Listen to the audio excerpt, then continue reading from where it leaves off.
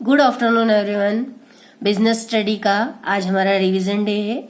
Revision day में हम 3 chapter complete कर चुके हैं, तो उन तीनों का हम रिवीजन देखेंगे।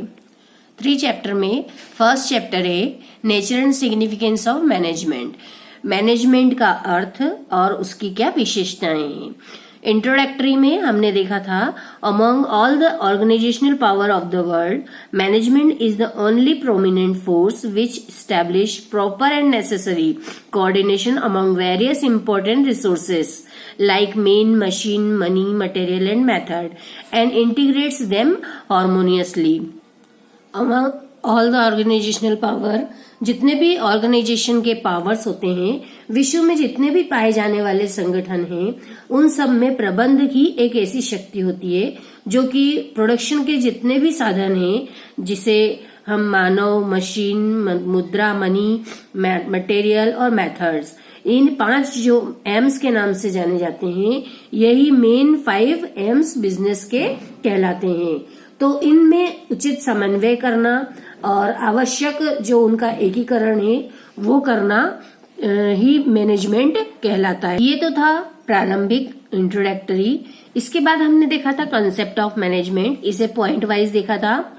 Management as a factor of production, मतलब प्रबंध उत्पादन के साधन के रूप में। Management as a group of allied person, किसी भी प्रबंध की जब हम प्रोसेस करेंगे तो उन विशिष्ट व्यक्तियों के समूह के रूप में उसे देखा जाएगा जो कि इस कार्य को करने वाले। Management as a branch of knowledge, special branch, मतलब प्रबंध जो है एक ज्ञान की ऐसी विशेष शाखा है जो कि बिजनेस को ऊंचाइयों तक पहुंचा सकती है। Management as a profession, management as a organ of business, प्रबंध जो है व्यवसाय के अंग के रूप में होता है। प्रबंध एक पेशे के रूप में है। प्रबंध एक सिस्टम के रूप में है, प्रणाली के रूप में। मैनेजमेंट एज ए फंक्शन, यह एक कार्य के रूप में भी होता है। At the end it can be concluded that management is indispensable in any organization as it is a continuous process. The major tools of management are planning and controlling, which helps in fixation of the ultimate goals of the organization and also help in obtaining the same. तो निष्कर्ष के रूप में हम ये कह सकते हैं कि इन सभी दृष्टिकोणों में एक जो कंप्लीट मैनेजमेंट का जो अर्थ होना चाहिए, उसमें हम यह देखें कि प्रबंध व्यक्ति समूहों से काम करने की एक ऐसी कला है जिसकी प्रक्रिया सतत कंटिन्यू रहती है, गतिशील रहती है। इसमें संगठन के सहयोग से निर्धारित जो हमारे गोल्स होते हैं, लक्ष्य होते हैं, उन्हें पाया जा सकता है और उनका मूल्यांकन भी किया जाता है। इसमें डिसीजन लेना, निर्णय करना और नियंत्रण, कंट्रोल करना सबसे महत्वपूर्ण इसके टूल्स या औजार के रूप में रहते हैं। तो इस तरह से इस कंसेप्ट को भी हमने देखा था। Then meaning of management.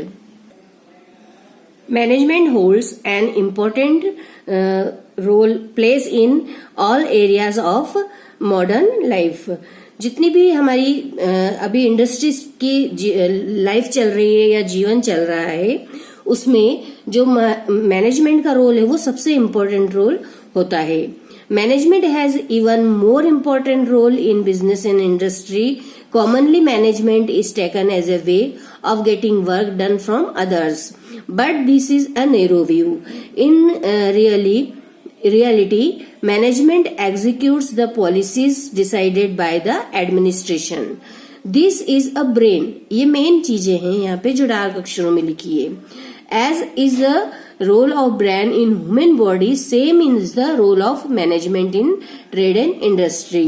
जिस तरह से हमारा शरीर में, पूरे शरीर में सबसे इम्पोर्टेंट ऑर्गन होता है ब्रेन, उसी तरह पूरे इंडस्ट्री में जो मेन रोल होता है वो होता है मैनेजमेंट का। तो ये हम देख चुके हैं। इसकी डेफिनेशन भी हमने देखी थी। डेफिनेशन यहाँ पे 10 दी है, उसमें से एनी 2 करना थी। डेफिनेशन मैंने बताई थी कि जो भी आपको जो भी समझ में आई हो 10 डेफिनेशन में से, उसको आपको अच्छे से करना है। अब इसमें आप ये ना देखें कि जिनमें कम वर्ड्स है, जैसे अकॉर्डिंग टू लुइस एलन है, management is what a manager does, manager जो करता है वो मैनेजमेंट कहलाता है। तो ये कंप्लीट डेफिनेशन नहीं मानी जाएगी। अगर आप ये लर्न करते हैं तो इसमें आपको मैनेजमेंट का मीनिंग भी डिस्क्राइब करना होगा। इन सारी डेफिनेशन को देखने के बाद जो एक मेन डेफिनेशन बन सकती है, management is related to those human activities which are directed and controlled to achieve the common objectives of the business. Its main objective is to get work done from others to achieve the goals. It is an art of execute the decided policies of the business. इस तरह से हम ये कह सकते हैं कि प्रबंध जो है वो एक ऐसा फोर्स होता है जो कि मनुष्यों की जितनी भी एक्टिविटीज होती है उनको कंट्रोल्ड और डायरेक्ट करता है, या प्रशासन द्वारा जो भी नीतियां निर्धारित की जाती है एडमिनिस्ट्रेशन के द्वारा उनको क्रियान्वित करवाने का कार्य करता है। बिजनेस का एक ब्रेन कहलाता है, जो मानव शरीर के लिए जितना महत्व होता है उतना ही ब्रेन का होता है, उतना ही मैनेजमेंट का होता है। ये हम देख चुके हैं। अब इसके बाद में जो हमने ये वाला देखा है इसकी डेफिनेशन, उसमें इट इज एन आर्ट, यह एक कला है, execute the decide policies of the business, व्यवसाय में जितनी भी नीतियां निर्धारित की जाती है उन्हें क्रियान्वित करवाने का कार्य मैनेजमेंट का होगा। तो इस तरह से ये जो डेफिनेशन है, इस डेफिनेशन को आपको बहुत अच्छे से करना है। इस डेफिनेशन को अगर आप लर्न करते हैं तो इसके साथ में जो इसके राइटर की डेफिनेशन है वो भी आपको करना है। Then essence of concept and definition of management.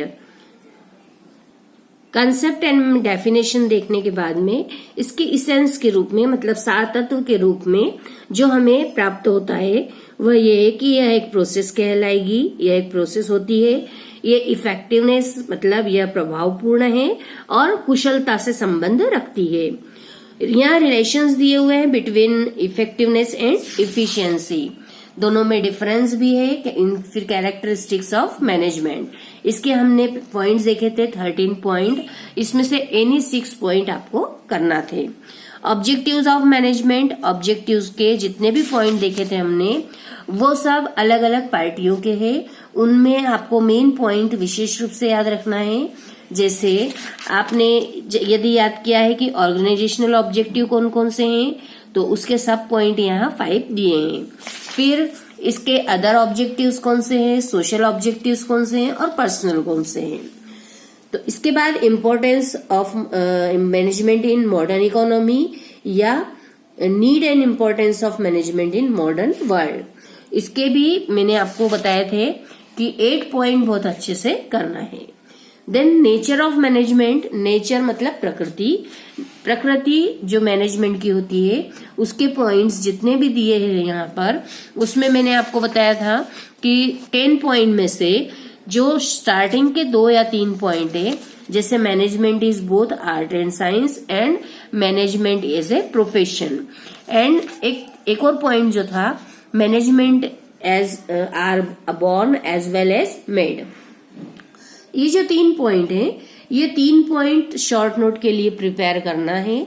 अगर आप नेचर ऑफ मैनेजमेंट के पॉइंट याद करते हैं टोटल 10 में से एनी 6, तो उसमें से ये 3 पॉइंट आप अलग कर लें, क्योंकि अगर ये पॉइंट एग्जाम में आते हैं और नेचर ऑफ मैनेजमेंट का भी क्वेश्चन आता है तो आपको इन पॉइंट्स को छोड़कर अदर पॉइंट्स को डिस्क्रिप्शन करना है। देन लेवल्स ऑफ मैनेजमेंट, प्रबंध का स्तर। प्रबंध का स्तर 3 टाइप्स ऑफ होते हैं, top level, middle level and low level. Then functions of management, जिसे प्रोसेस ऑफ मैनेजमेंट कहते हैं, उसके 7 पॉइंट मेन फंक्शंस में आएंगे, मतलब मेन प्रोसेस इसकी 7 पॉइंट की होती है। 7th पॉइंट है इसका मोटिवेशन, मतलब अभिप्रेरण। इसके सेकेंडरी फंक्शंस भी दिए हैं 4 पॉइंट, इनको भी आपको अच्छे से करना है। लिमिटेशन और क्रिटिसिज्म ऑफ मैनेजमेंट, प्रबंध की जो सीमाएं हैं उसके 5 पॉइंट मैंने करने के लिए आपको कहा है। Then meaning of administration, management and organization, इसका इंडिविजुअल हम पूरा डिटेल में पहले देख चुके हैं। अब इसका जो डिफरेंस है, डिफरेंस के 8 पॉइंट में से 6 पॉइंट आपको बहुत अच्छे से करने के लिए मैंने कहा था। इसके जो 6 पॉइंट है उनमें meaning, role, function, responsibility, scope and status, ये जो पॉइंट है, ये 6 पॉइंट अगर स्टार्टिंग के आप अच्छे से लर्न कर लोगे तो आपको पूरे मैनेजमेंट का कंसेप्ट भी क्लियर होगा और आपको ये डिफरेंस में भी याद होंगे। फिर social responsibility of management towards consumer, towards employ, towards share holders, government, society, suppliers and self, lenders, other business and nation. इनमें भी एनी 6 पॉइंट आपको लर्न करना है। Then scope of management, personnel, financial, purchase management, production, marketing, office management, transport, maintenance, development, import export and other जो area है जैसे time management है, environment है, एजुकेशन, डिफेंस, टेक्नोलॉजी, टूरिज्म है, इनमें भी मैनेजमेंट की आवश्यकता होती है। ये भी उसके क्षेत्र में ही सम्मिलित होंगे। Need of management for India, India के लिए विशेष रूप से भारत के लिए प्रबंध का क्या महत्व है। इसके जितने पॉइंट है उसमें से 6 पॉइंट आपको अच्छे से मैंने करने के लिए कहा है। देन कोऑर्डिनेशन हम देखेंगे, मैनेजमेंट की जब प्रोसेस का एक एक सिंगल पॉइंट देखेंगे उस समय। Now second chapter, principle of management, प्रबंध के सिद्धांत। इसमें introductory, principle of management refer to those rules which are adopted by a manager to accomplish goals through the management process. These are guidelines for a manager. These can be adopted in an enterprise and as expected result can be achieved. जो भी हमारा principal of management है उसमें जो हमने goals decide किए हैं उनको प्राप्त करने के लिए, जब कुछ प्रोसेस को पूर्ण करवाने के लिए कुछ रूल्स या गाइडलाइन के रूप में हमारे सामने रहते हैं, जिन्हें हम अपना करके और अपनी प्रोसेस को कंप्लीट करें, अबॉलिश्ड करें, तो वो कहलाएंगे principle of management. Meaning and definition of principle of management, इसमें Koontz O'Donnell, Henry Fayol and MCT 3 definition है। आपको 2 डेफिनेशन बहुत अच्छे से करना है। इसके बाद हमने ये डिफरेंस देखे थे, principle of management versus principle of pure science, फिर principle of management versus management techniques and principle of management versus values. इनके डिफरेंस को आपको अच्छे से पढ़ना है। Nature and characteristics of principle of management, इसके 8 पॉइंट है, इनके 6 पॉइंट आपको अच्छे से करना है। सिग्निफिकेंस ऑफ और importance of principle of management, improve managerial efficiency, optimum utilization of resources, effective planning and control to guide research, social responsibility, management training, balance decision and discipline. ये 8 point में से 6 point आपको बहुत अच्छे से मैंने समझाए हुए हैं और उनको आपको करना है। इसके बाद जो 2 हमारे प्रबंध शास्त्री रहे हैं, principle of management advocated by Henry Fayol. यहाँ पहले वाले जो हेनरी फेयोल हैं उनके बारे में यहाँ थोड़ा सा इंट्रोडक्शन दिया हुआ है। Henry Fayol was born 1841 in France. ये जो प्रबंध शास्त्री थे यह प्रबंध के पिता के रूप में या फाउंडर के रूप में माने जाते हैं। इनके जो प्रिंसिपल्स थे उसमें division of work, authority and responsibility, discipline, unity of command, unity of direction. फिर इसमें डिफरेंस दिया हुआ था unity of direction and command में। फिर subordination of individual interest to general interest, remuneration to persons, centralization and decentralization, scalar chain, order, equity, stability of employees, initiative, esprit de, corps. ये 14 principal जो निकाले हैं ये हेनरी फेयोल ने एक guideline के रूप में, जो कि मैनेजर के लिए हेल्पफुल होते हैं। After that Fayol's then and now, Fayol उस समय उनके प्रिंसिपल्स कितने फॉलो किए जाते थे और अब उन्हीं प्रिंसिपल्स का क्या इम्पोर्टेंस रह गया है।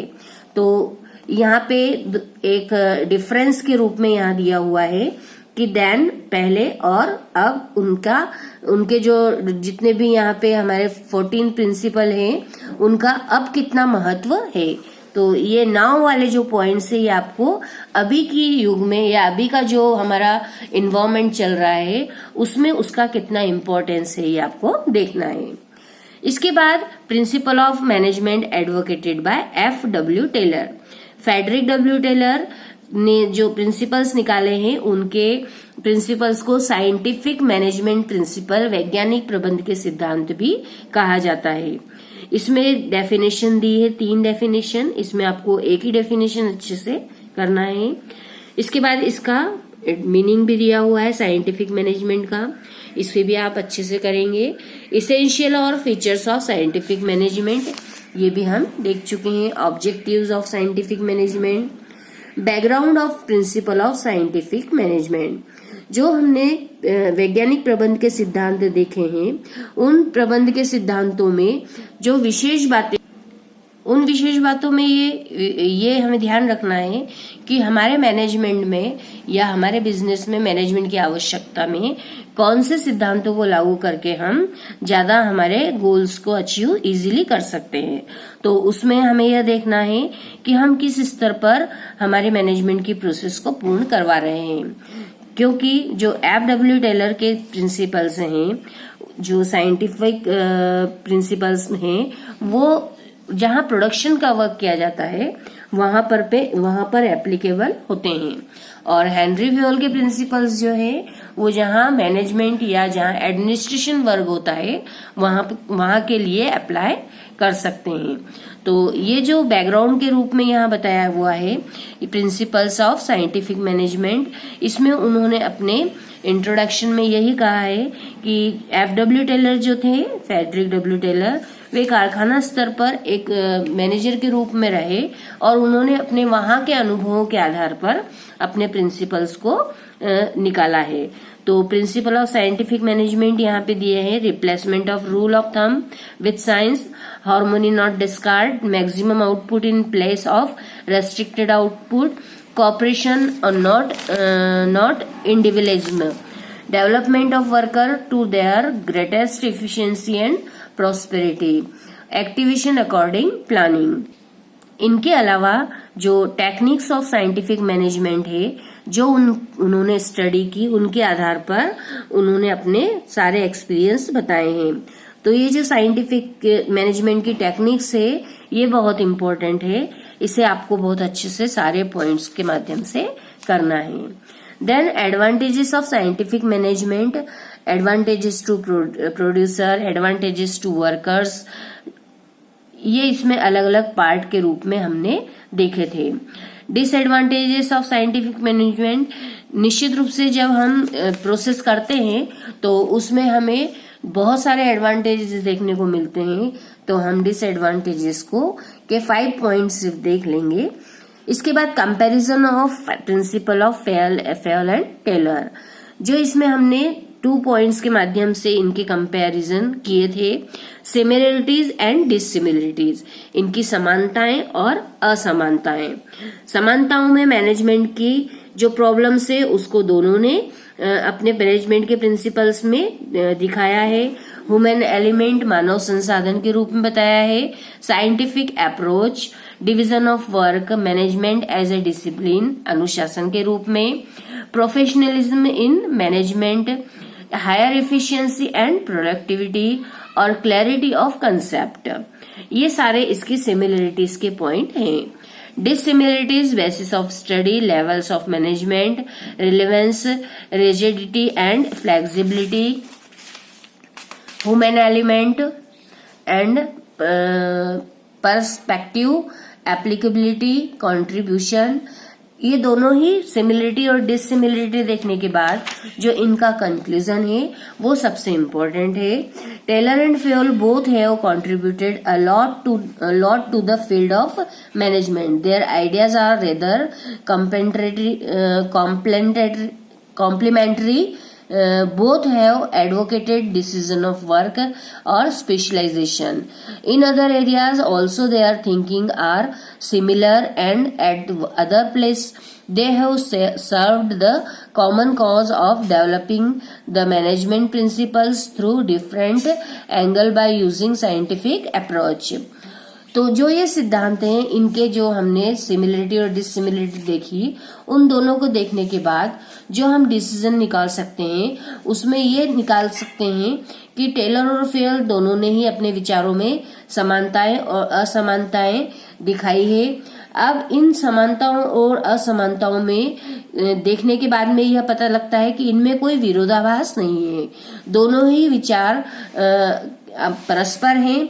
दोनों के ही विचारों से जो कॉमन चीजें निकलती है वो ये है कि दोनों ने ही प्रबंध के विकास की ओर ध्यान दिया है। उन्होंने नीचे से ऊपर की ओर करने का प्रयास किया है, जबकि फेयल ने ऊपर से नीचे की ओर किया है, टेलर ने नीचे से ऊपर की ओर किया है।